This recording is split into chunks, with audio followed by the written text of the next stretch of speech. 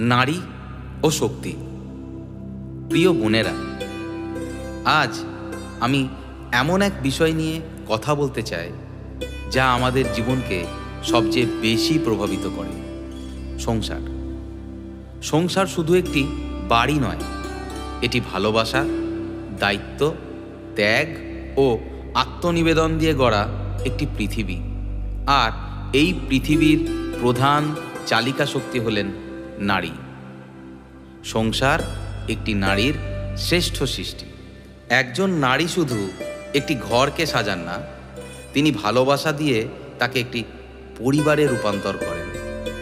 সন্তানের মানুষ হওয়া থেকে শুরু করে স্বামীর স্বপ্নের পাশে দাঁড়ানো, শ্বশুর শাশুড়ির যত্ন নেওয়া থেকে আত্মীয়তার বন্ধন রক্ষা করা, সব জায়গায় একজন নারীর অবদান অনস্বীকার্য। কিন্তু অনেক সময় নারীদের এই অবদানকে ছোট করে দেখা হয়।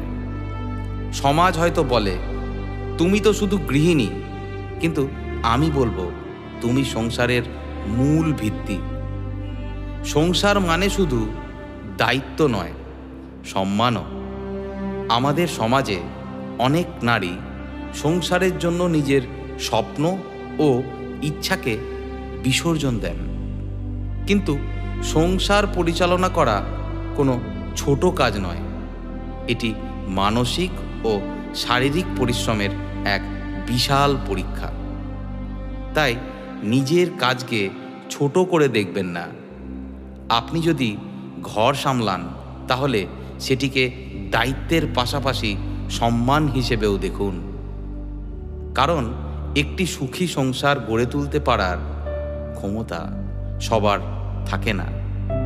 এটি কেবল শক্তিশালী নারীদের পক্ষেই সম্ভব। আপনার শক্তি আপনি নিজেই। অনেক নারী মনে করেন তারা সংসারের জন্য সব কিছু ত্যাগ করেছেন, কিন্তু তাদের পরিশ্রমের মূল্যায়ন হয় না। কিন্তু মনে রাখবেন, আপনার কাজের গুরুত্ব বোঝাতে আপনাকেই আগে নিজের কাজকে সম্মান দিতে হবে। আপনি যদি ঘর সামলান, সেটি একটি পূর্ণকালীন চাকরির সমান।